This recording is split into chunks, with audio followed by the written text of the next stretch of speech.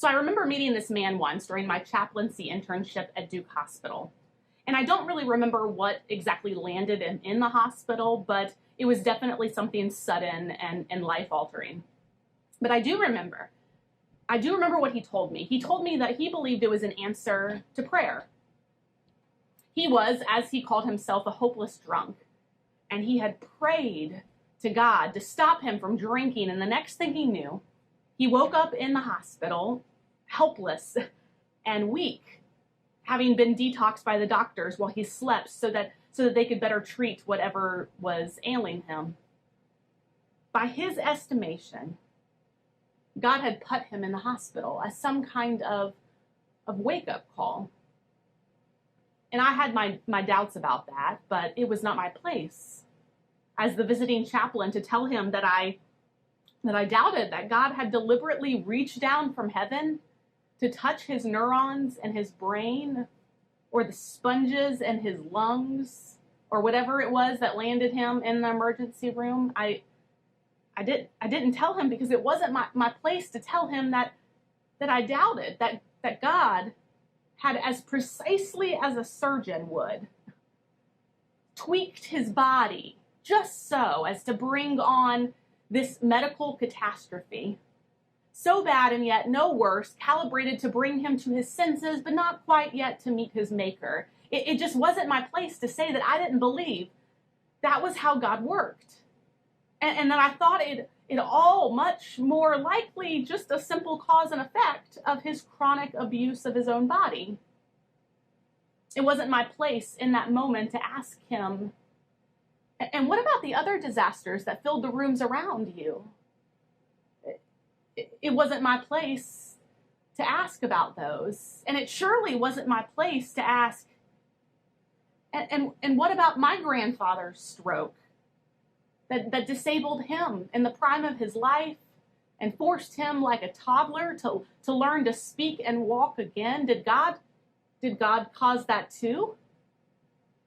Or what about my friend who never shows her hands because of how her fingers and nails are deformed? A result, the doctors say, is likely because her mom, who she never knew, did cocaine while she was in the womb. My friend who was raised by her grandfather instead, who sexually abused her from the age of 6. What about her? Did God cause all of that? Why? To ask such questions was clearly not my place in that hospital room. Instead, my part in his drama, my line, was to ask him how it was that he found God in that moment of crisis when so many would feel themselves completely abandoned by God. I was genuinely curious to know where this man saw God at work in his life and what help he might need after the emergency to sustain the relationship he longed to have with this God and this relationship with his new sobriety. Because whether or not God had put this man in the hospital, or whether there was some kind of greater purpose in it all, what I did know was that the Spirit of God had certainly raced to his room quicker than the on-call chaplain, and this God was already at work, hard pumping absolution through his IV and dosing him up with repentance and sustaining him with mashed up mouthfuls of the hope of resurrection. This man, though, had he heard at that moment the parable of the fruitless fig tree in Luke's gospel today, would have understood the voice of the gardener to be God.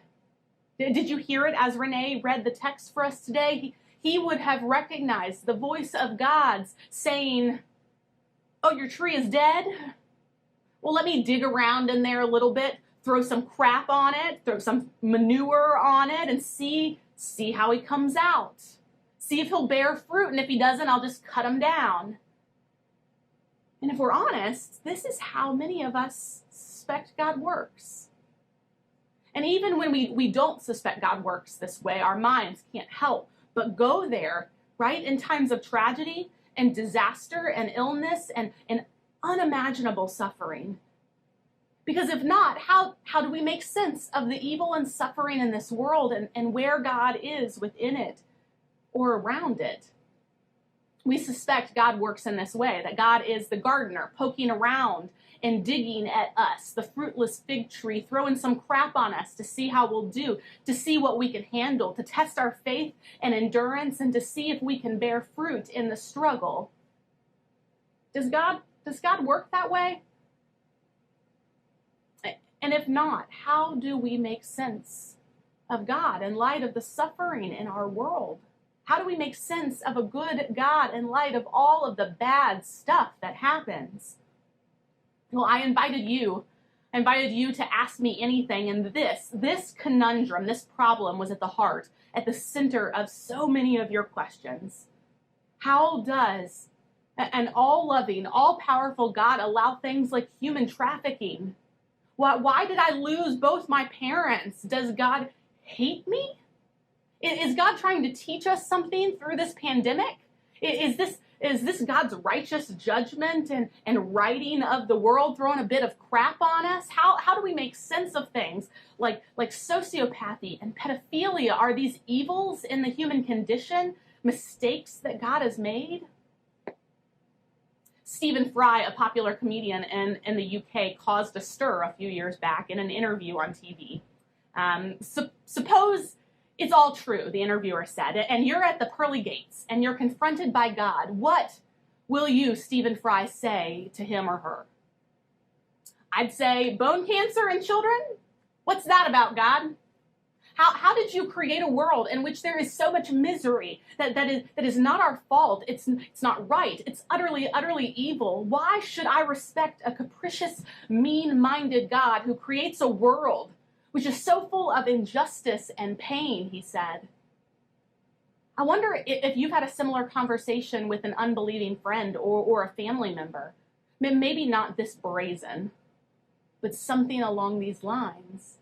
And often when we encounter someone like this, with an argument like this, we believers feel like we have to defend God in this moment, to speak up on God's behalf, to justify the ways of God. Or maybe you've felt like you've wanted to speak up on God's behalf, but you just didn't have the theological vocabulary to go to bat with such an argument or such a person.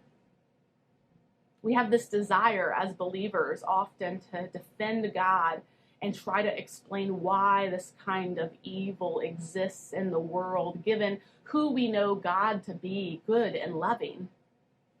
This desire to speak up for God as it relates to this particular massive theological question about suffering and evil and God's love and God's power, it's actually called theodicy. Theodicy is this theological word that is a combination of two Greek words smushed together.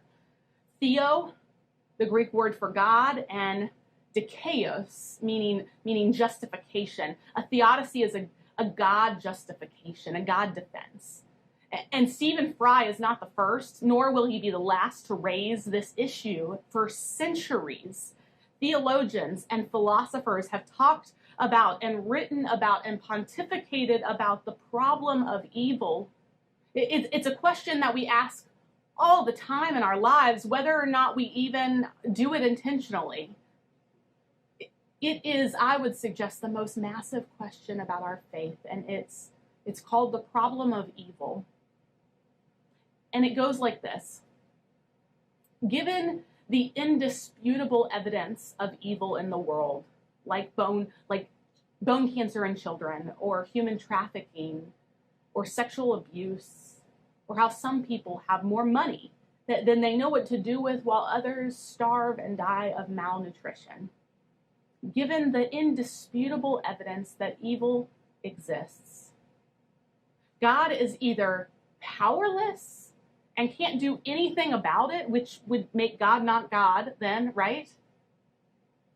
Or God does have the power to do something and chooses to do nothing anyway, refuses to do anything about it, which would mean that God is not good or loving at all, right? Either way the argument goes, the biblical claim that God is both all-powerful and all-loving is then absurd and indefensible. And to come to such an atheistic conclusion is understandable to us, right? There is this sort of atheism that is entirely understandable, and it's the kind that has been forged in suffering.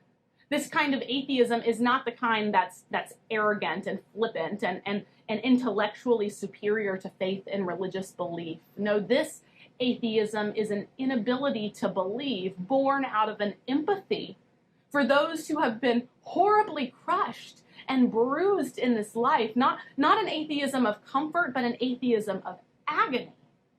That begrudging conclusion of this cosmic loneliness that arises out of suffering and injustice. And it's understandable. And it's this big problem, this huge question for us as believers.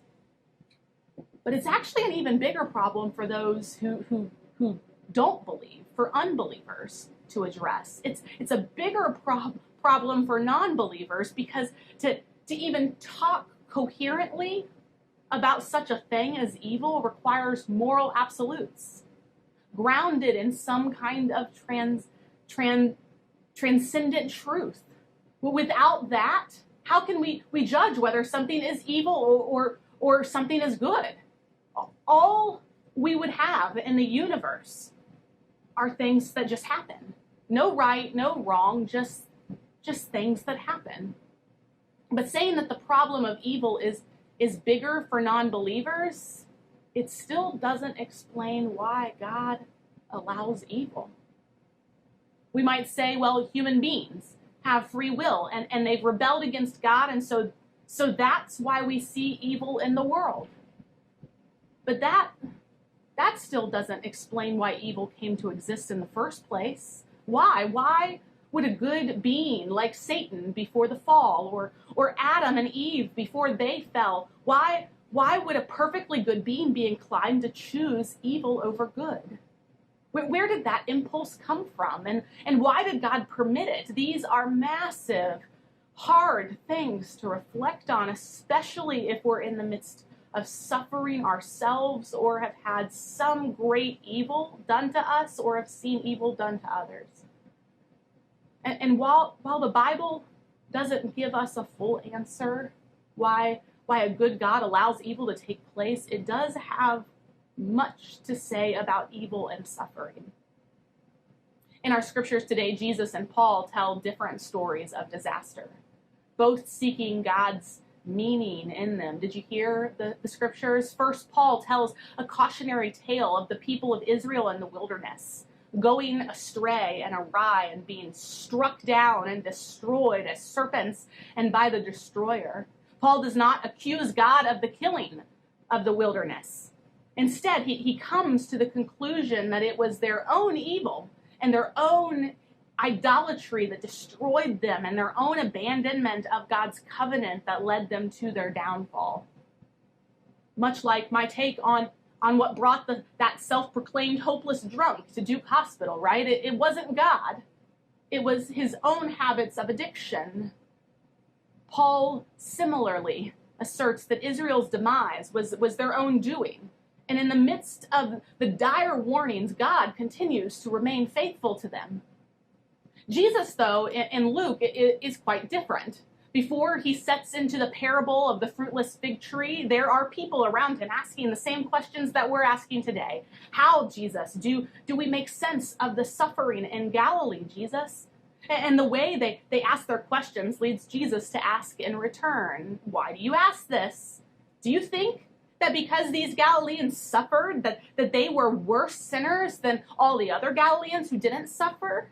No, Jesus says, the disasters, natural and unnatural, that befell the people of Galilee and of Siloam, murdered by the empire and destroyed by accident, they were no judgment upon them. The physical consequences of Pilate's actions and the laws of physics did not differentiate between the upright and the scoundrel, the deserving and the undeserving sinner. God doesn't pick winners and losers, Jesus says.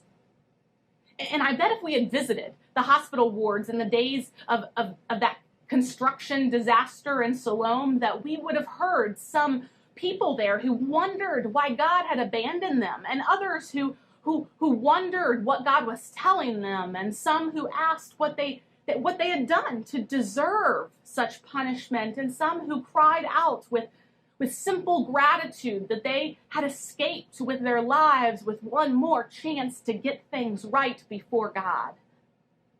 And like at Duke Hospital, it would not be our place in that moment of pain to correct them, nor to question their theology. It would certainly not be our place to say, God doesn't give you more than you can handle, so buck up, to those whose hands are overflowing with grief, or twisted with pain, or wrung out with sorrow. So then what is our theodicy, our God defense? How then do we make sense of or explain evil and suffering in light of a good and all-loving and all-powerful God? What is our role as the church, as Christians in community with one another, and as an example to the world when we're faced with the questions that naturally arise after a disaster, personal or communal, asking where is God when trouble happens, and what it means when God is or is not seen to intervene there? What is our line? Well, St. Augustine helps us. He spent all of his life trying to ask this question and anguish over this question in his Confessions. At first, St. Augustine, like for us, it was this cosmic question. Where and whence is evil? How did it creep in? What is the root and what is its seed? Augustine writes. And then for Augustine, it turned inward. Not only are the atrocities that others commit inexplicable, but there is dark mystery and evil that drives my own behavior. My heart is an abyss, he wrote. I became evil for no reason. Like me with the hopeless drunk at Duke Hospital, and Paul with reflecting on the suffering of Israel, Augustine then reaches the argument of free choice, of free will, and the misuse of the goodwill God created for us. But this still isn't an answer. It's not a solution for him. It's just this plausible halfway house with room to hold all of these things in tension. St. Augustine said that it's an anchor in the storm, a lighthouse that holds out hope, but it's not an answer. And that's when Augustine comes to accept what is for all of us to accept, that evil is not to be made sense of. To make sense of it, to have an explanation for it, is to be able to identify a place for it in the world. But evil and suffering is not what ought to be. It doesn't have a place in creation. The violation we protest, and when we fall prey to the need for intellectual mastery, we end up naturalizing evil and thus eviscerating and undercutting the ability to protest against it. We can't protest what is natural. We can't lament what is meant to be. The price we pay for explaining evil is to give up naming and opposing it. When we try to extinguish the dark mystery of evil with the light of explanation, we dim the radiance of beauty in the world, and we forfeit the joy that attends those moments when we think, that is how it's meant to be. To explain evil is to explain away love. And so late in Augustine's life, those theological reflections came to shape much of Christian thought. His did. St. Augustine, late in life, realized that our Christian defense in the face of suffering is not to offer a solution to the problem, an answer for the question of evil, but instead to offer a vision of the gracious action of God who takes on evil. The cross of Jesus Christ, the God who becomes human, the site of this cosmic inversion where all is not supposed to be, all that is evil is absorbed by the Son of God, taken to the depths of hell and vanquished by the resurrection. Evil isn't answered, it's overcome.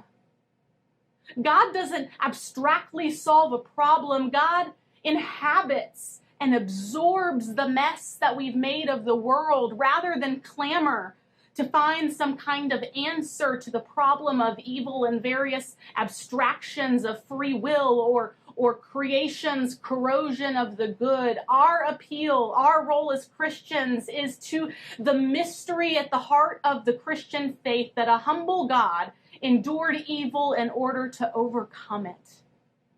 The point isn't that God has a plan. The point is that God wins. And no, this is not an answer, but it is a Christian response because hope is found not in intellectual mastery, but in divine solidarity.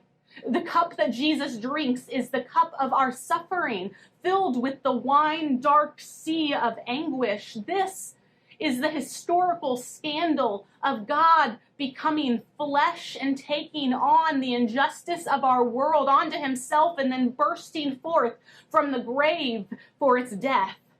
God doesn't give us an answer. God does one better. God gives us himself. I offer this to you in the name of God the Father, in the name of Christ his Son, in the name of the Holy Spirit. Amen. But I never will forget one night very late. It was around midnight. And you can have some strange experiences at midnight. The telephone started ringing and I picked it up. On the other end was an ugly voice. That voice said to me in substance, "Nigger, we are tired of you and your mess now. And if you aren't out of this town in 3 days, we're gonna blow your brains out and blow up your house." I'd heard these things before, but for some reason that night it got to me. I turned over and I tried to go to sleep, but I couldn't sleep. I was frustrated, bewildered. Then I got up and went back to the kitchen and I started warming some coffee, thinking that coffee would give me a little relief. Then I started thinking about many things. I pulled back on the theology and philosophy that I had just studied in the universities, trying to give philosophical and theological reasons for the existence and the reality of sin and evil. But the answer didn't quite come there. I sat there and thought about a beautiful little daughter who had just been born about a month earlier. We have 4 children now, but we only had one then. She was the darling of my life. I'd come in night after night and see that little gentle smile. And I sat at that table thinking about that little girl and thinking about the fact that she could be taken away from any minute. And I started thinking about a dedicated, devoted, and loyal wife who was over there asleep. She could be taken from me, or I could be taken from her. And I got to the point that I couldn't take it any longer. I was weak. And something said to me, "You can't call on Daddy now. He's up in Atlanta, 175 miles away. You can't even call on Mama now. You got to call on that something and that person that your daddy used to tell you about." That power that can make a way out of no way.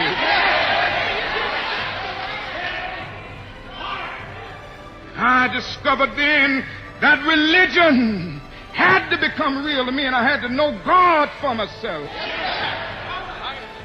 And I bowed down over that cup of coffee. I never will forget it. Oh, yes, I prayed a prayer, and I prayed out loud that night. I said, Lord, I'm down here trying to do what's right. I think I'm right. I think the cause that we represent is right. But Lord, I must confess that I'm weak now, I'm faltering, I'm losing my courage. I can't let the people see me like this, because if they see me weak and losing my courage, they will begin to get weak. It seemed at that moment that I could hear an inner voice saying to me, Martin Luther, stand up for righteousness. Stand up for justice. Stand up for truth. And lo, I will be with you even until the end of the world.